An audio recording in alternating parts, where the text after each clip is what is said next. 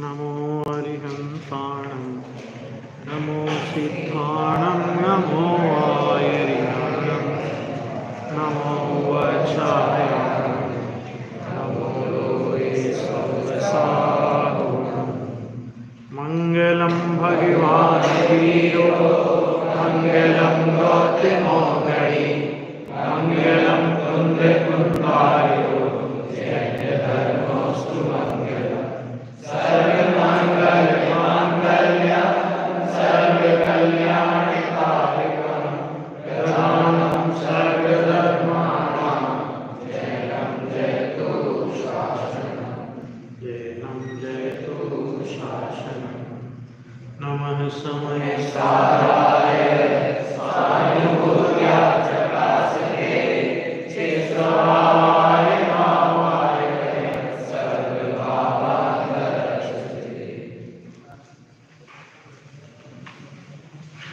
हम लोग विगत 3 दिनों से समय सार युग प्रवर्तक पूज्य गुरुदेव श्री के जीवन के विभिन्न पहलुओं पर, उनके जीवन के प्रेरक प्रसंगों पर चर्चा कर रहे हैं। यद्यपि गुरुदेव श्री का समग्र जीवन वो तो काफी विस्तार की अपेक्षा रखता है, लेकिन फिर भी जितने बन सके उतने प्रसंगों की अपन लोग चर्चा यहाँ पर करने का प्रयास कर रहे हैं। कल आपको उनका एक प्रसंग बताया था कि जो प्रसंग दिगंबर जैन समाज में पूज्य गुरुदेव श्री के तत्व ज्ञान के प्रचार प्रसार का प्रबल निमित्त बना था, वो प्रसंग था सर सेठ हुक्मचंद जी का सोनगढ़ में आने का प्रसंग। उसी प्रसंग के उपलक्ष्य में आत्मधर्म में जो उद्गार और जो समाचार उस समय प्रकाशित हुए थे और सेठ जी ने जो भावनाएं व्यक्त की थी, वो उस समय के आत्मधर्म, किस समय के आत्मधर्म की बात है वो भी मैं आपको बता देता हूं कि वो 6/1/1945 यानी 1 जून 1945 को सोनगढ़ पधारे थे, यानी अंग्रेजों की आजादी के भी 2 साल पहले लगभग, ठीक है। और उस समय उन्होंने जो उद्गार व्यक्त किए थे वो उन्हीं के शब्दों में उस समय के जो आत्मधर्म निकलते थे, 1945 का जो आत्मधर्म का अंक था, उस आत्मधर्म के अंक में से ये समाचार हम लोगों ने संकलित किए, बिल्कुल उन्हीं की भाषा में। तो उनके जो उद्गार आपको पढ़ के सुना रहा हूं, आपको लगे कि मैंने एक व्यक्ति जिसने पहली बार गुरुदेव का परिचय किया हो, और ये तो आप जानते हैं कि जितना बड़ा आदमी होता है उसको घेरे रहने वाले लोग भी बहुत होते हैं, तो लोगों ने उनको नहीं भड़काया होगा,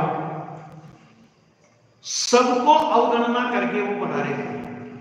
तो उन्होंने जो पहला, देखो यहाँ पे ये इसमें आपको उनके उद्गार पढ़ के सुनाता हूँ कि वे आए उसी दिन सवेरे, पहली ही बार गुरुदेव श्री का दर्शन करके उनको बहुत आनंद हुआ और पूज्य गुरुदेव का व्याख्यान सुनकर उन पर बहुत प्रभाव पड़ा। व्याख्यान में वे बोले, और बोलते कैसे थे पता है? गुरुदेव का प्रवचन चला तो बीच में उनको उल्लास आ जाता, तो बीच में बोलने लगे। तो देखो क्या बोले वो कि कुंद कुंद भगवान ने तो शास्त्र में सब कहा है। ये उनके उद्गार जो पढ़ रहा हूं, कुंद कुंद भगवान ने तो शास्त्र में सब कहा है, किंतु उसका रहस्य समझाने के लिए आपका जन्म है। ये बात कब कह दी उन्होंने? कि गुरुदेव का पहला प्रवचन सुना, पहले तो आत्मधर्म के माध्यम से पढ़ा था, तो पहला प्रवचन सुन करके ये बात आई। जब व्याख्यान में समय दृष्टि का उल्लेख होता तब वे बहुत प्रसन्न होते और बार बार कहते कि वो अब समय दृष्टि का, गुरुदेव के प्रवचन में समय दर्शन की महिमा की तो बात बहुत आती है, जो सम्यक दर्शन की महिमा की बात गुरुदेव के प्रवचन में आई, तब उन्होंने कहा सम्यक दृष्टि के बिना यह बात कोई नहीं समझ सकता। मिथ्या दृष्टि अज्ञानी जीव आपकी बात स्वीकार नहीं करता, सम्यक दृष्टि जैसे जीव ही आपकी बात समझ सकते हैं। हमको बहुत आनंद होता है, इतना बोले। और उसके बाद देखो उनने जो दान वान दिया उसकी तो अपन गौण करते हैं, उससे कोई वो नहीं है। उसके बाद और उन्होंने जो उद्गार व्यक्त किए वो देखना जरा।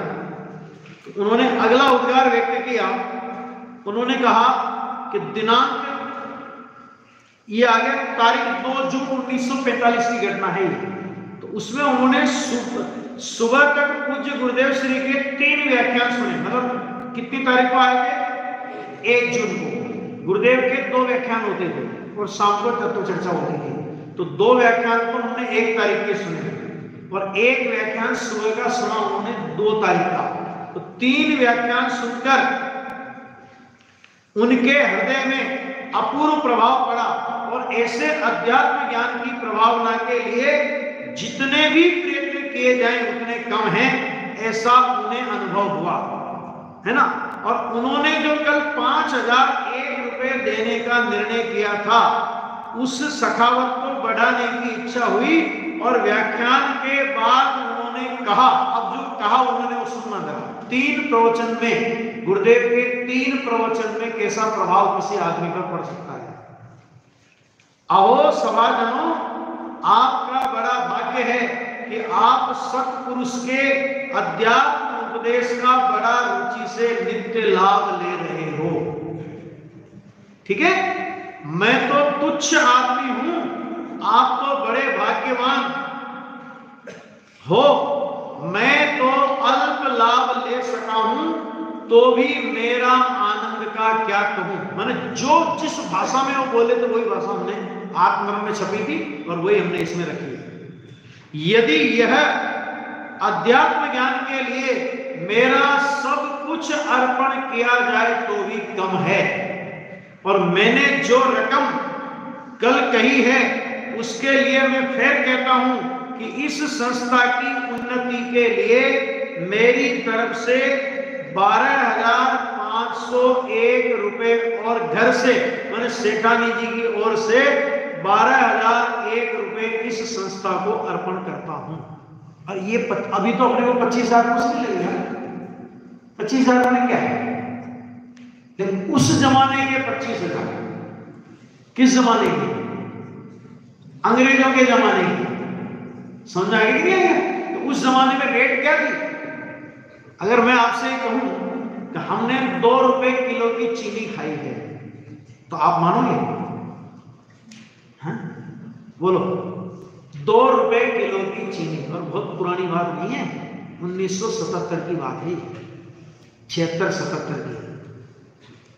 समझ में आ गया? 4 रुपए किलो मूंगफली का तेल आता, ये 77 की बात है। तो उसके पहले आप सोचो कितना जमाना, कितना उनको भाव आया कि 5 के सीधे 25, और उसके बाद तो पूरा होल बना दिया। अभी और भी उनका मैं देखता हूं, देखो और भी उद्गार देखो हमने कि सेठ जी बराबर ध्यानपूर्वक उत्साह से व्याख्यान सुन रहे थे। मोक्ष मार्ग प्रकाशक का निश्चय व्यवहार के संधि का व्याख्यान सुनकर वे व्याख्यान के बीच में जोर से बोल उठे। क्या बोले? महाराज जी, कोई लोग तो कहते थे कि आप व्यवहार का लोभ करते हो।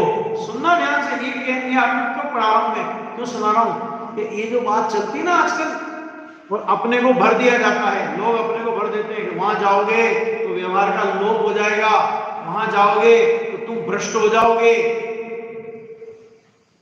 तो उस जमाने में भी ये बातें चला करती थी, सन 45 में। ठीक है, तो गुरुदेव श्री, क्योंकि जब तक आप किसी को सुनोगे नहीं, आप दौड़े जा रहे हो और दौड़ते दौड़ते किसी ने आपसे कह दिया, ए तेरा कान गिर गया। क्या गिर गया? कान गिर गया। तो अपन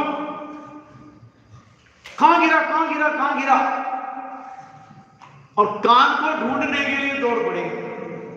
तो कहते भले आदमी पहले अपने कान की जगह हाथ लगा के तो देख ले वही है कि नहीं है। बस ये ऐसी अंधी दौड़ अभी चल रही है। क्यों? क्योंकि अपने को स्वाध्याय करना नहीं, जिनागम को गहराई से अध्ययन करना नहीं, और उनने ऐसा कह दिया, उनने ऐसा कह दिया, उनने ऐसा कह दिया, इसी में सारी समाज का वातावरण बिगड़ गया।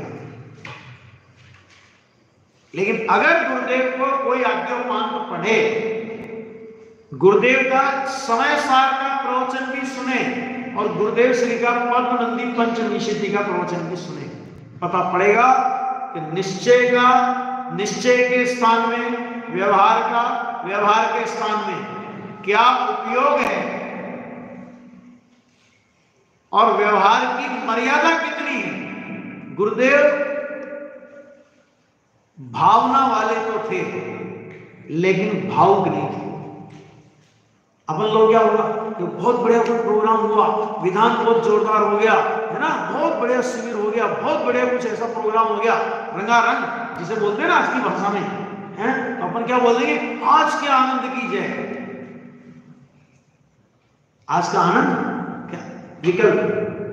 गुरुदेव भावना वाले थे, वो बोलते थे कि अगर तेरे को तेरे वीतरागी देवसास गुरु के प्रति अपने परिवार वालों की अपेक्षा से, घर परिवार, कुटुंब परिवार वालों की अपेक्षा से तुझे देवसास गुरु के प्रति बहुत अधिक बहुमान नहीं आवे, और देवसास गुरु की अपेक्षा अपने घर परिवार वालों लोगों की ओर से तेरे को उनका बहुमान, उनका ज्यादा आवे तुझे, तो अभी तेरी राग की दिशा नहीं बदली। ऐसा तो वह कहते ही थे, साथ ही ये भी कहते थे कि देखो भाई, राग की मंदता का ऐसा परिणाम आएगा तो, लेकिन वो धर्म नहीं, वो पुण्य है।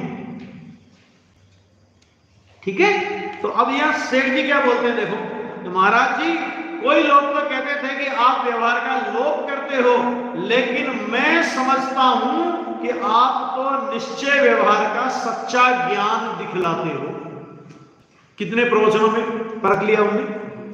3 प्रवचनों में। और मैं भी आपको गारंटी देता हूं कि अगर आप 3 प्रवचन गुरुदेव के सुन लो, कोई से भी चलो, समय सार के या किसी के भी 3 प्रवचन भी अगर आप गंभीरता पूर्वक सुन लोगे, तो सारे भ्रमों का प्रक्षालन हो जाएगा।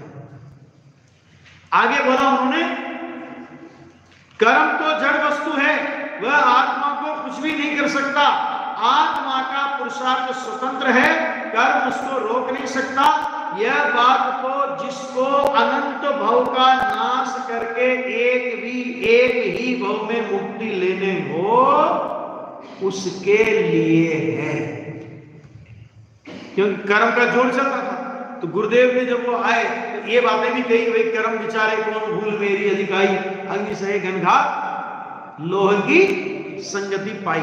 ठीक है, उसके बाद उन्होंने एक बार बहुत बढ़िया बोला कि गुरुदेव की पुरुषार्थ की बात गुरुदेव जोरदार कहते थे। पुरुषार्थ, गुरुदेव ने आपको केवल ज्ञान का उदाहरण दिया था ना, केवल ज्ञानी ने अनंत भाव देखे, तो गुरुदेव ने क्या बोला, जिसने केवल ज्ञानी को माना उसके अनंत भाव होते ही।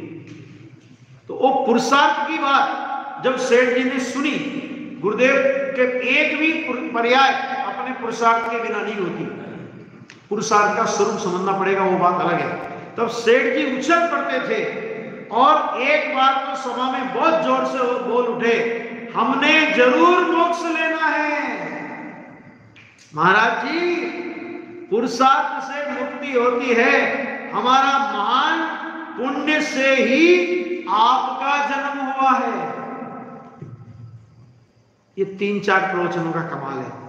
फिर उसके बाद फिर और एक उद्गार और व्यक्त किया, जो जीव अत्यंत निकट भव्य हो वही इधर आता है। ठीक है, और जिनको अंतर में आपकी यह बात बैठी वह 1-2 पर्याय में अवश्य मुक्त होता है। ये सेठ जी के उद्गार थे भैया, समझा गया। एक उद्गार और है, देखो फिर देखो, फिर उन्होंने लिखा 3री तारीख मतलब अंतिम दिन, जो 3 दिन आए थे ना, तो अंतिम दिन व्याख्यान के पहले आत्मधर्म मासिक के प्रचार के लिए 1001 रुपए की भेंट देते हुए उन्होंने कहा, 1001 रुपए की भेंट का मतलब 300 लोगों तक आत्मधर्म को पहुंचा देना, 350 लोगों तक 1 साल के लिए आत्मधर्म को पहुंचा देना। महाराज जी का यह अद्भुत तत्व ज्ञान तमाम दुनिया में सब भाषा में प्रचार हो, ऐसी हमारी भावना है। और हिंदी भाषा का बहुत प्रचार है, इसलिए महाराज जी का वचन का गुजराती में जो पत्र निकलता है और उसका जो हिंदी कॉपी निकलता है, उसका प्रचार, उनका प्रचार के लिए 1000 रुपए की मदद करता हूं। फिर एक उद्गार और कहा कि मेरे में तो आटला मन इतना ज्ञान नहीं है, शास्त्र का ऐसा रहस्य मैं नहीं जानता हूं, लेकिन अंतःकरण से मैं कह देना चाहता हूं कि आपकी बात ही सच्ची है। कितने प्रवचन? 3 दिन, तीसरे दिन का यानी 5वां प्रवचन सुनकर के ये बोले, सेठ जी मैं आपकी बात को पहले आत्मधर्म से सुनता था मैंने पढ़ता था, किंतु अब सभा में आया तब मुझे निश्चय हो गया कि आप कहते हैं सो ही सच्चा है और अपूर्व है। देखो भैया, ये आत्मधर्म का प्रभाव सर सेठ हुकमचंद जी पर ही पड़ा हो ऐसा नहीं है। उसके पहले एक और प्रसंग आपको बताना चाहता हूं। एक किसी विद्यार्थी ने मेरे से पूछा था कि गांधी जी भी तो आए थे गुरुदेव के प्रवचन में। हाँ आए थे। ये बात विक्रम संवत 1995 की है, परिवर्तन के बाद, जब 5वें साल में गुरुदेव राजकोट में विराजमान थे और उस समय गुरुदेव श्री के बंद अधिकार पर प्रवचन चल रहे थे। ठीक है, और बंद अधिकार का क्या है, दूसरी तो आपको ख्याल है ना, है? मैं किसी को मारता हूं, कोई मुझे मारता है, ऐसा यदि कोई मानता है तो अज्ञानी मिथ्या दृष्टि है। ठीक है, महात्मा गांधी आए थे, उनकी धर्मपत्नी कस्तूरबा, एक महादेव कांग्रेस के बहुत कोई नेता थे, ये 3-4 लोग सोनगढ़ में, राजकोट में गुरुदेव के प्रवचन में आए। अब गुरुदेव को तो पता नहीं कौन गांधी जी, कौन आया है, तो गुरुदेव तो अपना बंद अधिकार का प्रवचन कर रहे थे।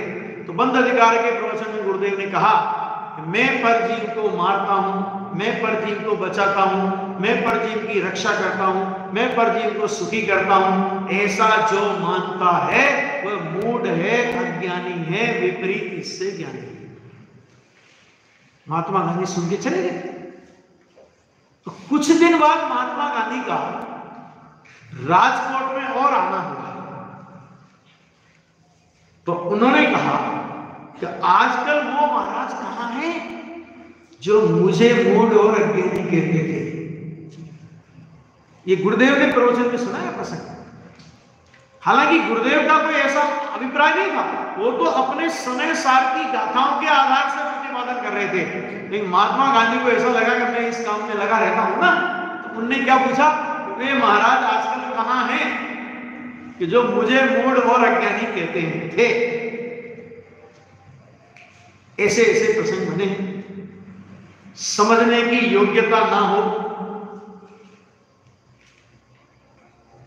तो किसी को कोई समझा नहीं सकता, और समझने की योग्यता पक गई तो कहां कहां से लोग खींच करके चले आते हैं। इसका एक प्रसंग कि जब आत्मधर्म का बहुत प्रचार प्रसार हुआ, आपने अजमेर का नाम सुना होगा। अजमेर का नाम सुना है ना? अजमेर में एक निहाल चंद भाई रहते थे, सोगानी, जिनका नाम है निहाल चंद सोगानी। वे अजमेर के निवासी थे और उनको अंदर से बहुत तड़प थी, मुझे सुख और शांति चाहिए, और उसके लिए उन्होंने बहुत उपक्रम किया। किसी ने उनसे कहा पूजा करो सुख शांति मिलेगी, तो मंदिर में 6 बजे पहुंच जाए, 12 बजे तक पूजा करे, व्रत उपवास करे, बाबा लोगों का, साधु संतों का समागम करे। किसी ने कहा स्वाध्याय करो, तो व्यापार का काम निपटा के एक लोडा धर्मशाला है वहां पर पुरानी मंडी में, ठीक है, तो एक संस्कृत के विद्वान को 1.5 महीने तक उन्होंने अपने लिए ट्यूशन के लिए रखा, और मैंने अपनी व्यापार से निवृत्त होकर के उस धर्मशाला में चले जाएं और 1.5 महीने तक उसके साथ रह करके मैंने संस्कृत सीखी और शास्त्रों का अभ्यास किया, सब कुछ किया, लेकिन वो कहते थे कि भाई शांति नहीं मिलती। और सच बात है, पराश्रित वृत्तियों में शांति कहां है। तो उनको इतना इतना इतना इतना अंदर से तड़पन हुई कि उनको ऐसा लगने लगा कि यदि मुझे आत्म शांति की उपलब्धि नहीं हुई तो या तो मेरा विकल्प टूटेगा या तो मेरी देह छूटेगी, तीसरा कुछ होना नहीं है। और उसी समय पाटनी जी थे, किशनगढ़ रहते थे वो उस समय, नेमीचंद जी पाटनी, तो किशनगढ़ रहते थे। तो उन्होंने आत्मधर्म के अंक, पत्रिका निकलती थी ना आत्मधर्म, तो वो आत्मधर्म के अंक सोगानी जी को दिए पढ़ने के लिए। तो उनको लगता था कि स्वाध्याय की रुचि, इनको बहुत पढ़ते हैं, तो उनको वो आत्मधर्म के अंक सोगानी जी को दे दिए। उसमें नियम सार का एक प्रवचन छपा था, आवश्यक अधिकार का, सटावश्यक आवश्यक नहीं, आवश्यक एक आत्मा है, ठीक है। और जैसे उनने ये वाक्य पढ़ा, देखो अगर होनहार खराब हो तो जीव विरोध का भाव पैदा कर सकता है। ये भी कह सकता अच्छा अब सतावश्यक को भी उड़ाने लगे, ऐसा परिणाम भी उनको आ सकता था। लेकिन चूंकि उनकी पर्याय के क्रम में सम्यक की उपलब्धि का काल पक गया था, तो उस वाक्य को पढ़ करके उनको लगा अरे मिल गया जो मुझे चाहिए था, मेरी मुक्ति का विधाता मुझे मिल गया। और आत्मधर्म को जिनवाणी समझ करके, क्योंकि वो तो प्रवचन है ना, तो आत्मधर्म पत्रिका है, तो क्या हुआ, वो तो जिनवाणी तो है, जिनवाणी के ही प्रवचन आते थे उसमें। तो उस आत्मधर्म के उस अंक को भाव पूर्वक उन्होंने अर्पित किया कि गजब है ये वाणी। समय सार, नियम सार वगैरह के प्रवचन होते थे उसमें। अभी क्या हुआ कि अब उन्होंने पाटनी जी से कहा कि साहब मुझे तो सोनगढ़ जाना है। ये बात है 1946 की। 45 में सेठ जी आए और 46 में कौन आए, सोगानी जी। कैसे आए देखो, सुनो जरा कि अभी पाटनी जी से कहा, तो पाटनी जी का और उनका प्रोग्राम बन गया कि ठीक है इस समय अपन सोनगढ़ चलेंगे। उस समय अंग्रेजों के खिलाफ स्वतंत्रता आंदोलन अपनी चरम पर था, और अजमेर से कोई सीधी ट्रेन जाती नहीं थी, बदलनी पड़ती थी एक दूसरे। जिस दिन का प्रोग्राम बना, पाटनी साहब को कोई काम आ गया और पाटनी जी का प्रोग्राम कैंसिल हो गया। लेकिन सोगानी जी ने तो नक्की कर लिया था कि मुझे तो जाना है। तो सोगानी साहब सोनगढ़ पहुंच गए और सोनगढ़ पहुंच करके नहा धो करके तैयार होकर के जैसे ही जिन मंदिर के दर्शन करके वे गुरुदेव की प्रवचन सभा में पधारे और गुरुदेव का प्रथम दर्शन उनको हुआ। सुगानी जी लिखते हैं कि जैसे मेरे सिर से बहुत बड़ा बोझा उतर गया हो ऐसा मुझे लगा। ठीक है, अब गुरुदेव का प्रवचन उस समय संवर अधिकार की 181, 82, 83 गाथा पे चल रहा था। राग अने ज्ञान जुदा छे, उपयोग में उपयोग है, राग में राग है, राग में ज्ञान नहीं, ज्ञान में राग नहीं, राग और आत्मा भिन्न है। ये गुरुदेव श्री का प्रवचन का एक वाक्य, ध्यान से सुनना भाई। सोगानी जी ठेठ मारवाड़ी बनिया, उनकी आप लिखावट पढ़ोगे ना पत्रों की तो आपको मारवाड़ी के बहुत शब्द मिलेंगे। और गुरुदेव श्री का उस समय जो प्रवचन चलता था वो चलता था ठेठ काठियावाड़ी में, गुजराती में नहीं। गुजराती तो फिर भी आप समझ लो, काठियावाड़ी के ऐसे बहुत से शब्द आते हैं। अभी भी गुरुदेव के पुराने प्रवचनों का जब हम अनुवाद करते हैं ना तो काठियावाड़ी के बहुत शब्द ऐसे आ जाते हैं कि हमारी डिक्शनरियां फेल हो जाती हैं। तो फिर मैं 3-4 काठियावाड़ी लोगों को ढूंढता हूं और उनको वो शब्द उसकी फोटो लेकर के व्हाट्सएप करके मैंने कहा इस शब्द का हिंदी क्या होगा। तो 1-2 बार तो ऐसा हुआ, उन्होंने कहा कि ये बहुत पुराना गुजरात काठियावाड़ी शब्द है, हमको भी इसका हिंदी नहीं आता, कोई बुजुर्ग होगा तो उसको पूछ के आपको बताते हैं। और 2-4 जगह तो हमको ऐसा करना पड़ा कि उस शब्द का हूबहू हिंदी तो नहीं आएगा, लेकिन उसका भाव क्या होना चाहिए उस भाव के आधार पर अनुवाद को करना है। सोचो आप जरा। अब वो ठेठ काठियावाड़ी, गुरुदेव की भाषा ठेठ काठियावाड़ी और ये ठेठ मारवाड़ी। राग ने ज्ञान जुदा छे और जो भी सुना होगा, लेकिन एक वाक्य पर उनका लक्ष्य चला गया और उस एक वाक्य को उन्होंने सूत्र वाक्य बना लिया और वहीं से गुरुदेव की वो प्रवचन मंडप, गुरुदेव की वो प्रवचन सभा लोगों के लिए प्रवचन सभा थी, लेकिन सोगानी जी के लिए प्रयोगशाला बन गई।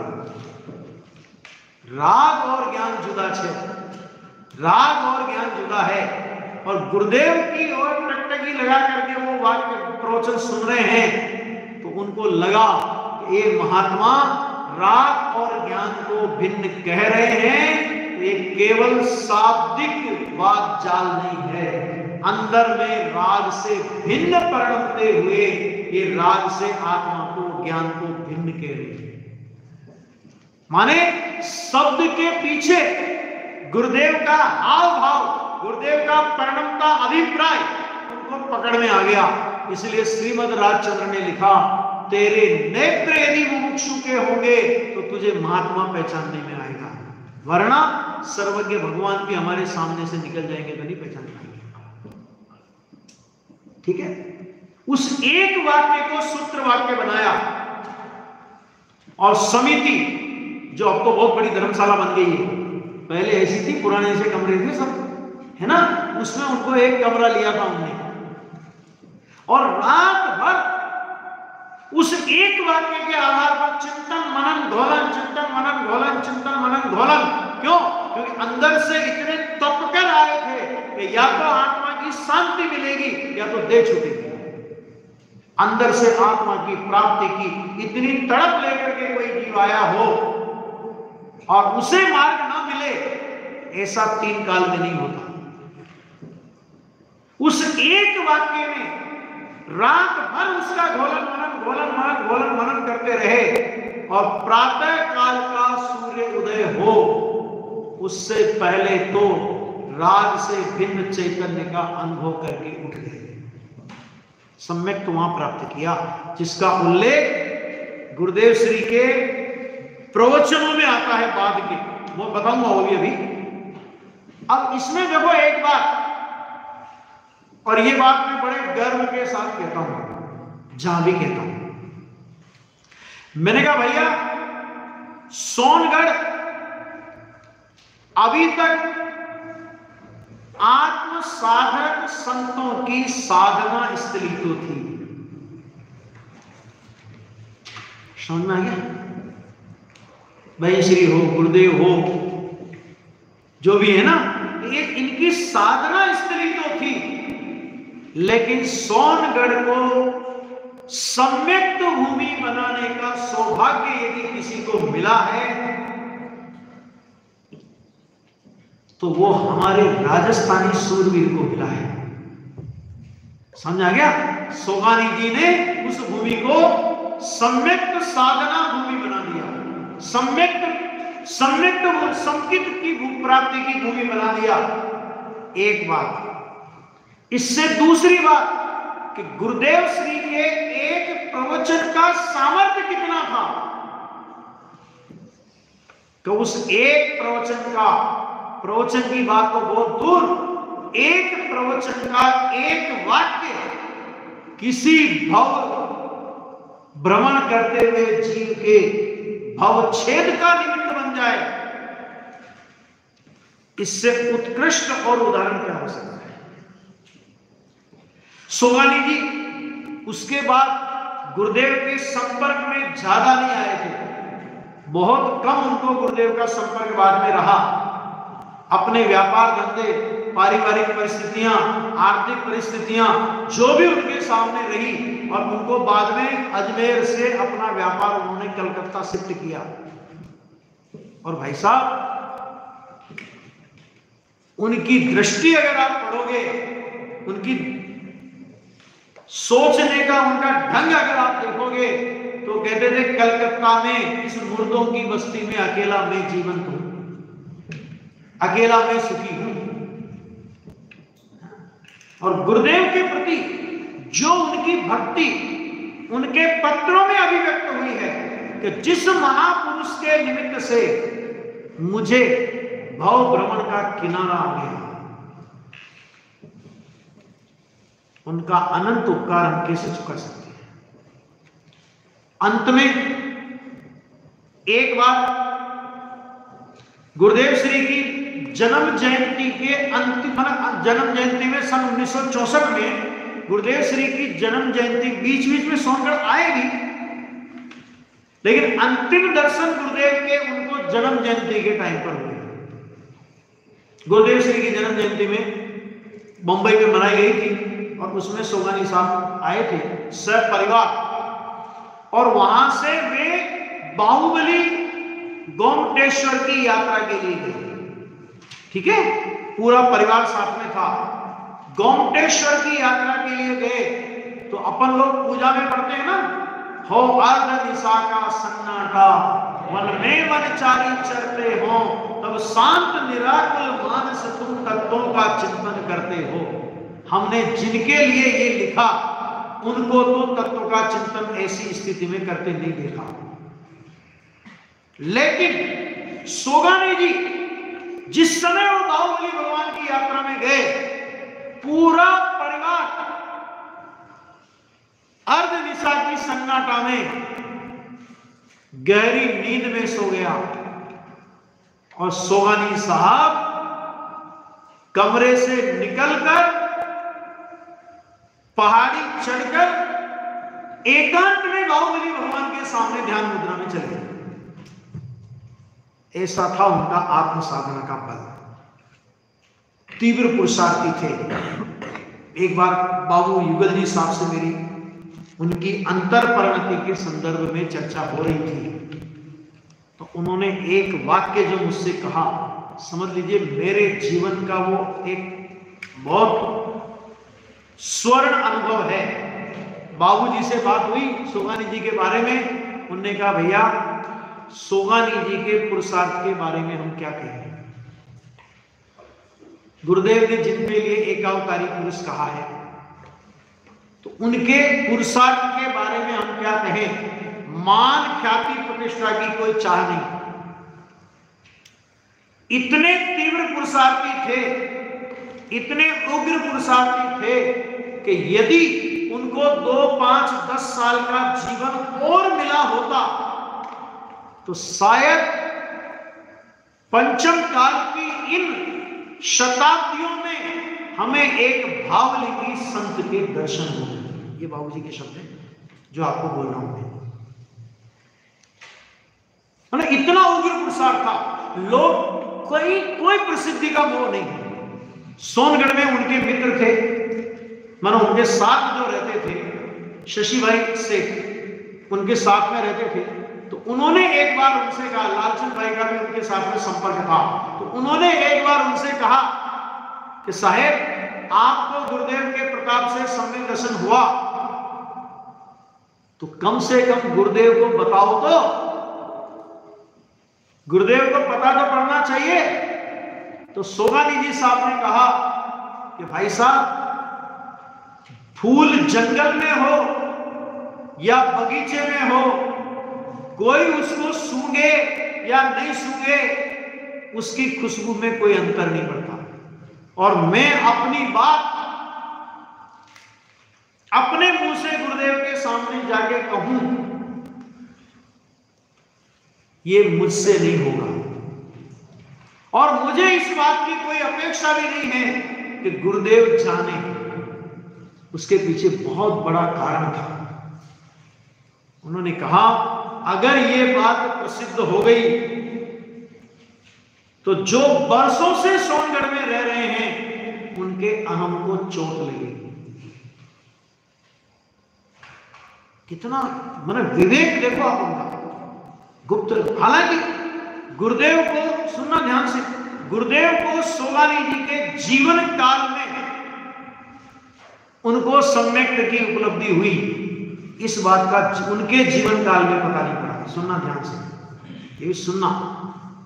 फिर क्या हुआ था, उनको इतना लगता था कोई मारवाड़ी बढ़िया आता है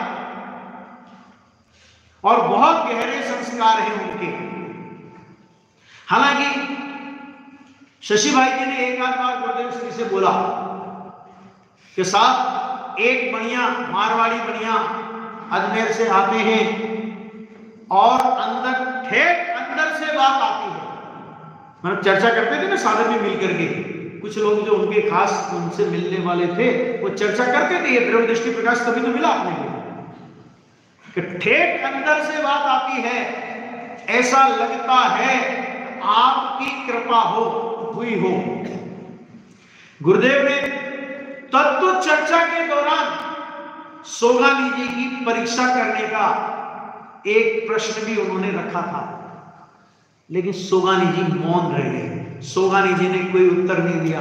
यदि उस प्रश्न का उत्तर सभा में सोगानी जी दे देते तो शायद उनका जो भी बाद में उनसे पूछा आपने क्यों नहीं उत्तर दिया, अरे गुरुदेव ने चला के पूछा था आपको, उनको तो पता ही था कि मेरी तो क्या है, क्यों नहीं उत्तर दिया।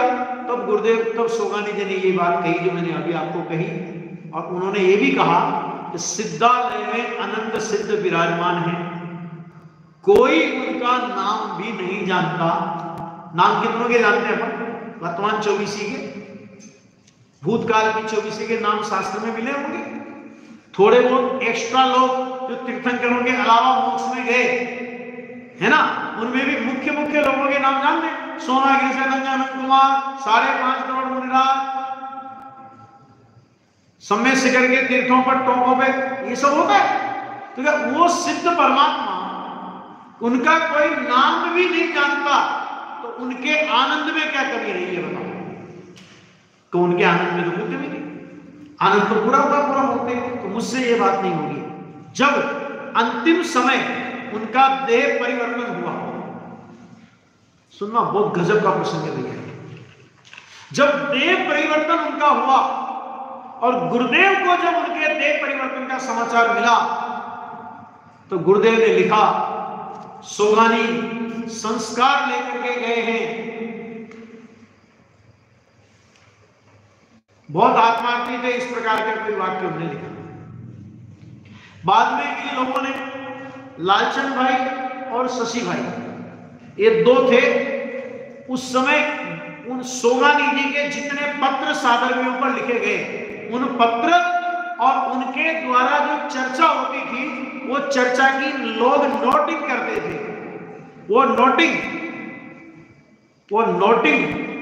और वो पत्र, और क्योंकि ये विषय नया है द्रव्य दृष्टि का, आज तो अपन पर्याय रहित द्रव्य की बात बहुत सुनते हैं, उस समय तक ये बात इतनी प्रसिद्ध नहीं थी, लोग उतना पचा नहीं सकते थे, समझ नहीं सकते थे। लेकिन गुरुदेव के परमात्म प्रकाश ग्रंथ की गाथाओं पर कुछ प्रवचन थे इसी विषय से रिलेटेड। तो वो प्रवचन, पहला भाग पत्र, दूसरा भाग गुरुदेव के प्रवचन, और तीसरा भाग सोगानी जी की वो तत्व चर्चा, जिसको मैं तो कहता हूं चक्रवर्ती के लड्डू हैं, पचा नहीं पाएगा हरा। वो तैयार करके गुरुदेव श्री से उनके प्रकाशन की अनुमति मांगी, तो गुरुदेव ने कहा छपा, ठीक है, गुरुदेव ने मना नहीं किया, वो छप के आ गई। अब सुनना प्रसंग कि रमेश भाई सोगानी कलकत्ता आदि विराजमान हैं, और आप उनसे संदर्भ पूछ सकते हैं कि वो द्रव्य दृष्टि प्रकाश का तीनों भाग कंबाइंड जिल्द में कुछ प्रतियां सोनगढ़ आई। गुरुदेव के हाथ से उसकी प्रकाशन विधि माने विमोचन विधि होनी थी। गुरुदेव ने पूरी आद्योपांत वो पुस्तक पढ़ी, और पढ़ने के बाद गुरुदेव ने तीसरे भाग के जो फर्मे थे, वो तीसरे भाग के फर्मे अपने कमरे में मंगवा लिए, सबको देना नहीं, हर आदमी पचा नहीं पाएगा। तो अभी हुआ क्या कि जब विमोचन विधि हो रही थी, तो निहाल भाई सोगानी की धर्मपत्नी रमेश भाई, ये सब लोग सोनगढ़ में थे, जिनको वो प्रतियां गुरुदेव को देनी थी, उनने गुरुदेव ने उनको दे दी, और बाकी कहा अलमारी में रख दो। सोगानी परिवार ने वो प्रति छपाई, तो छपाने वाले का अधिकार पहले होता है ना, तो गुरुदेव से मांगी, तो गुरुदेव ने क्या बोला, तुम्हारे माटे नहीं, तुम्हारे लिए नहीं है। अब अपने पति की कोई पुस्तक छपे और छपाने वाला भी वो परिवार हो, और वो पुस्तक उसकी पत्नी को ही नहीं मिले, तो उनकी पत्नी की आंखों में आंसू आ गए। तो शशि भाई गए गुरुदेव के पास कि साहेब,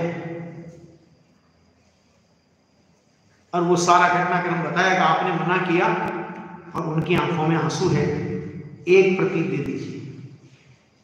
तो गुरुदेव ने बुलाया और गुरुदेव ने कहा, ये ले जाके तिजोरी में रख देना, कच्चा पारा है, सब नहीं बचा पाएंगे। इस तरह वो उनको प्रति मिली। मैंने गुरुदेव पात्र का भी कितनी बारीकी से परखते थे, और बहुत वर्षों तक तीसरे भाग की प्रति गुरुदेव ने किसी को नहीं दी, अपनी अलमारी में रखवा दी। और द्रव्य दृष्टि प्रधान उनके प्रवचनों की शैली में, जो सोगानी जी के बोलों में जो विषय बहुत गहराई से आता था ना, अभी कोई प्रसंग गुरुदेव के प्रवचनों में भी वो विषय पहले भी आता था, लेकिन और खुल करके वो विषय आया, और लोग उस विषय को सुनने के लिए तैयार हो गए। तो गुरुदेव को एक बार विचार आया, अरे वो पुस्तकें खराब हो जाएंगी, लाओ। अब गुरुदेव ने वो अपने पास पुस्तकें मंगा ली, मान लीजिए 100 पुस्तकें उन्होंने अपने कमरे में मंगा के रखी। जिनको वो पात्र समझते थे ये बहुत स्वाध्यायी है, गहरा स्वाध्यायी है, स्वच्छंदी नहीं होगा, भटकेगा नहीं, उसको गुरुदेव श्री द्रव्य दृष्टि प्रकाश अपने हाथ से देते थे। सोचो जरा। और जिसको गुरुदेव श्री के हाथ से द्रव्य दृष्टि प्रकाश मिला, वो अपने को बड़ा सूरमा समझता था, नहीं गुरुदेव के हाथ से मुझे द्रव्य दृष्टि प्रकाश मिला। ऐसे कई लोग मुझे मिले कि क्या बात करते, मैं कहा आपने, अरे क्या बात करते हो साहब, वो तो गुरुदेव के हाथ से हमको द्रव्य दृष्टि प्रकाश मिला था। समझ में आ गया कि नहीं आ गया? इतना बहुमान और जब ये द्रव्य दृष्टि प्रकाश की बात सामने आई, तब फिर जो सोगानिधि के प्रति गुरुदेव के उद्गार थे वो गुरुदेव की महानता को प्रसिद्ध करते थे। गुरुदेव ने कहा, सोगानी यहां से देह का परिवर्तन करके वैमानिक देव में गए। सम्य दर्शन की निशंकता हो गई ना उनको। और फिर तो प्रवचनों में कई बार वो प्रसंग सुनाया, यहां आए थे, समिति में रहे थे, और वो सारा प्रसंग गुरुदेव के प्रवचनों में कम से कम 50 बार मिलेगा। और अपने उनके प्रवचनों में सोगानी भाई ने लिखा है ना, करना सो तो मरना है। ऐसे सोगानी जी के बहुत बहुत बोल, चक्रवर्ती 6 खंड को नहीं साधता, अखंड को साधता है, सोगानी ने लिखा है ना। ऐसा करके गुरुदेव उनके दृढ़ दृष्टि के बोलों का भी बहुत उदाहरण देते हैं। उनने कहा कि सोगानी जी यहां से मरकर, यहां से देह परिवर्तन करके, यहां से देह विलय पाकर समाधि करके वैमानिक देव में गए। वहां से झटक करेंगे, झटक माने शीघ्रता, और मनुष्य भाव धारण करके एकावतारी होकर के मोक्ष में चले जाएंगे। हम, गुरुदेव बोलते थे, हम अब से चौथे भाव में जब नमः सिद्धेभ्य कहकर जिन दीक्षा अंगीकार करेंगे, हमारा नमस्कार सोगानी को पहुंचेगा। सोचो, है कोई गुरु ऐसा, है कोई ऐसा गुरु कि जो अपने शिष्य को नमस्कार करने में भी अपना गौरव अनुभव करता हो। हमसे पहले वे मोक्ष में चले जाएंगे। इस मार्ग की अनुमोदना का इससे बड़ा उदाहरण क्या हो सकता है ना? नहीं तो क्या होगा, अरे मेरे से आगे बढ़ गया, द्वेष, अरे ये मार्ग द्वेष का मार्ग है। जिस मार्ग की आराधना के लिए अपन लगे हैं, मान लीजिए अपने से कोई बात किसी ने सीखी और वो अपने से आगे बढ़ जाए, अपने को प्रसन्नता होनी चाहिए। मैं इसके लिए कई बार ये बोलता हूं कि पिता के नाम से पुत्र पहचाना जाए, इसमें पिता का गौरव नहीं है। लेकिन जिस दिन पुत्र के नाम से पिता पहचाना जाए, उसका खून बढ़ जाएगा 2-4 दिन, है ना? गुरुदेव ने ये बात कही। मैं कहता हूं, कौन ऐसा गुरु होगा जो अपने शिष्य की इस प्रचंड पुरुषार्थता का भरी सभा में उद्घोष करेगा? वो गुरुदेव की ताकत। क्यों? क्योंकि ये मार्ग स्वाधीनता का मार्ग है। मेरे पुरुषार्थ की गति से मेरे शिष्य की पुरुषार्थ की गति अगर अधिक है तो उसको स्वीकारने में मेरे से पहले भी मोक्ष चले जाएंगे। इस बात को स्वीकार करने में गुरुदेव को कोई आनाकानी नहीं हुई।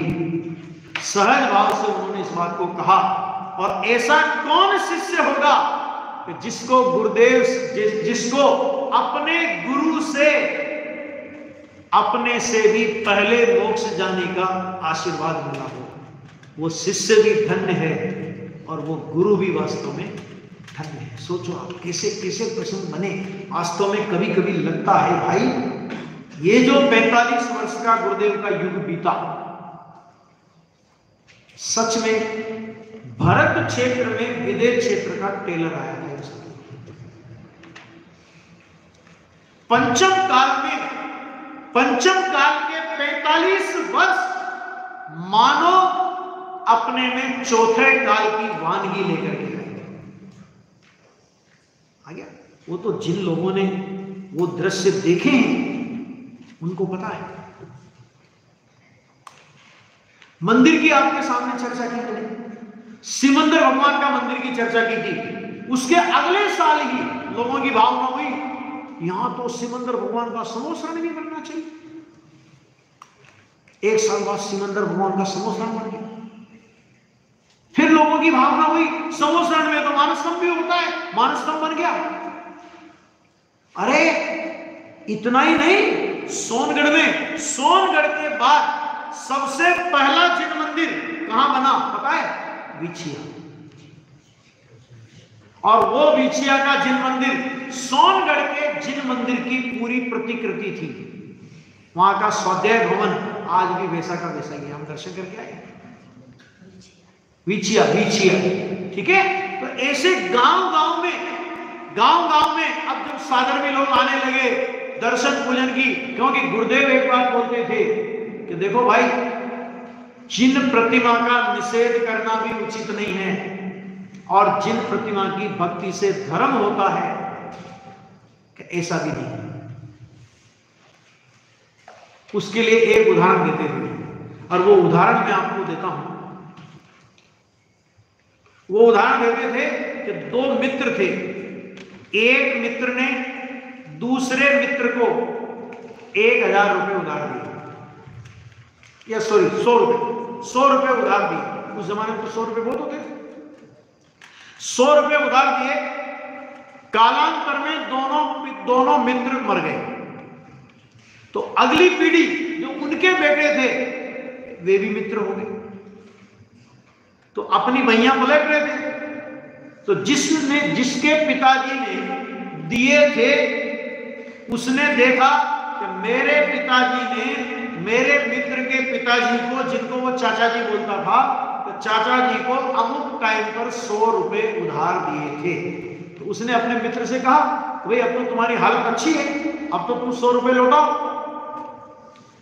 तो उस मित्र ने कहा कि मैं अपनी भैयों में देखूंगा, और यदि दिए हैं और मेरे पिताजी ने लिए हैं तो हमारी भैयों में भी हिसाब में लिखा होगा, और होगा तो मैं जरूर दूंगा। तो उसने क्या गलती करी थी? जिसने दिए थे उसने क्या गलती करी कि पिताजी और चाचा जी को तो मरे हुए बहुत वर्ष हो गए। तो उसने 100 के आगे 2 बिंदियां बढ़ा दी। और कितने कर दी? 2 बिंदियां बढ़ाएंगे, कितने बढ़ाएंगे? 10,000। उन्होंने कहा कि भैया तुम्हारे पिताजी को मेरे पिताजी ने 10,000 रुपए दिए थे, 2 बिंदियां बढ़ा करके। अब उसने कहा, जब उसने कहा ना भैया देखूंगा, तो भैयों में क्या मिला कि भैयों में लिखा हुआ मिला 100 रुपए। अब वो क्या कहता है, तो यदि मैं 100 रुपए स्वीकार करता हूं तो इसका मतलब ये हो गया ना, दिए थे तो 100 रुपए अगर मैं स्वीकार करता हूं तो मुझे 10,000 देने पड़ेंगे। तो उसने मना कर दिया, मेरे भैयों में तो हिसाब ही नहीं मिला। ओरिजिनल रकम क्या थी? ओरिजिनल रकम थी 100 रुपए। ये गुरुदेव का प्रसिद्ध दृष्टांत है, प्रवचनों में कई बार आपको सुनने को मिलेगा। और अभी आपको एक और बात बताऊं कि गुरुदेव श्री के प्रवचनों में जितने दृष्टांत आते थे, पौराणिक वगैरह जितने भी दृष्टांत वो देते थे, उन सभी दृष्टांतों को भी हम एक पुस्तक रूप में निकालते हैं। आपको सारे दृष्टांत गुरुदेव के मिलेंगे उसमें। उस दृष्टांत से वो क्या सिद्धांत बताते थे। तो अभी ओरिजिनल रकम कितनी थी? तो 100 रुपए। एक ने 100 रुपए पर 2 बिंदियां बढ़ा दी, 10,000 कर दिए, और एक ने 100 रुपए मूल ही उड़ा दिए। गुरुदेव कहते थे दिगंबर धर्म में जिन प्रतिमा है, जिन प्रतिमा की भक्ति है, जिन प्रतिमा वीतरागता का निमित्त है, ये बात तो मूल रकम जैसी है। क्यों? क्योंकि शाश्वत जिन प्रतिमा है, ठीक है, कि मंदिर मार्गियों ने उस प्रतिमा पर वस्त्राभूषण चढ़ा दिए, अंग रचा दी, अंगी रचा दी, मुकुट पहना दिया, यानी 2 बिंदियां बढ़ा दी। तो स्थानक वासियों ने क्या किया? मूर्ति ही उड़ा दी। समझा गया? तो उन्होंने स्वीकार ही मत, झंझट ही नहीं अपने को, उन्होंने मूर्ति उड़ा दी। और इसी को और आगे लो कि जिन प्रतिमा की भक्ति है उसका भाव आता है, भक्ति का भाव आता है, वो पुण्य है, ये मूल रकम है। अज्ञानी ने उस पुण्य में धर्म मनवा दिया, एक अज्ञानी ने उस पुण्य में धर्म मनवा दिया, और एक अज्ञानी ने भगवान की भक्ति को बंद का कारण माने एक निश्चयाभास में ले गया और एक व्यवहाराभास में ले गया, लेकिन निश्चय और व्यवहार की जो मर्यादा थी उस मर्यादा को, मूल रकम को दोनों ने उड़ाया। भगवान की भक्ति नहीं होती, नहीं होती, नहीं होती, नहीं होती अगर तुझे भगवान की भक्ति, दर्शन, पूजन, स्वाध्याय, चिंतन, मनन इत्यादि का परिणाम नहीं आता तो कहते हैं तू शुष्क ज्ञानी स्वच्छंदी मिथ्या दृष्टि है। और ये परिणाम आता है, इसलिए ये परिणाम धर्म है, इसको करते करते धर्म हो जाएगा। तो ऐसा माने तो तू व्यवहाराभासी मिथ्या दृष्टि है। ज्ञानी कौन है? ज्ञानी मर्यादाओं को भी जानता है और यथा योग्य भूमिका के अनुसार भाव भी आता है। और इस बात का वर्णन आज भले ही कितना ही वातावरण विरुद्ध में बनाया जाए, लेकिन गुरुदेव श्री के प्रवचनों को आप पढ़ना। मुक्ति का मार्ग नाम लिख लो, मुक्ति का मार्ग प्रवचन का नाम, श्रावक धर्म प्रकाश, ठीक है। और अभी पद्मनंदी पंचविंशतिका के जितने प्रवचन उपलब्ध थे उन सभी प्रवचनों को 3 भागों में, पद्मनंदी पंचविंशति भाग 1, 2, 3 वो प्रकाशित नहीं है, वेबसाइट पर उपलब्ध है, आप उनको पढ़ना। कितना व्यवहार और निश्चय का सुमेल है। इसके अलावा समय सार के प्रवचनों में भी जहां कहां समय सार का प्रवचन, नियम सार का प्रवचन, किसी भी ग्रंथ का प्रवचन हो और जब इस प्रकार के प्रकरण आए, गुरुदेव ने सांदोपांग उसका विवेचन किया है। जीव स्वच्छंदी भी नहीं हो जाए और जीव प्रमादी भी नहीं हो जाए, ठीक है। पूरा बैलेंस गुरुदेव ने हमें सिखाया है। निश्चय का बैलेंस कैसा होना चाहिए और व्यवहार का बैलेंस कैसा होना चाहिए, ये सब बातें गुरुदेव श्री ने हमको सिखाई है। जीवन के और भी प्रसंग हैं तो अपन कल दोपहर की चर्चा में बाकी के कुछ जो महत्वपूर्ण और भी प्रसंग हैं, बाकी तो ये पुस्तक जब आएगी तो आपको पूरे प्रसंग सुनने को मिलेंगे। क्योंकि अगर ये सारे प्रसंग एक एक करके मैं सुनाऊं ना तो 3-4 महीने मेरे को चाहिए। समझ आ गया आपको? तो अभी तो लिखे भी नहीं है, अभी तो यात्रा के प्रसंग बाकी है, कैसे कैसे क्या क्या वो बने, बहुत प्रसंग बाकी है और बहुत काम अभी उसका चल रहा है। हाँ, काफी मिलेगा। अभी क्या है, सन 1951 तक हम लोग शायद 1951 तक के प्रसंग हमने लिख लिए लगभग। अभी 30 साल के तो प्रसंग लिखने हैं। और वास्तव में ये तो गुरुदेव का प्रभावना युग तो अब उसके बाद और चालू होगा। कैसे कैसे प्रतिष्ठाएं होती थी और प्रतिष्ठाओं में क्या क्या होता था वो मैं आपको बताऊंगा। ऐसे नहीं धड़ल्ले से प्रतिष्ठा कराओ। प्रतिष्ठा कराने के पहले बहनश्री और बहन दोनों उस गांव के लोगों को कितना पक्का करती थी, किस तरह, वो मैं आपको कल के संस्मरण में बताऊंगा।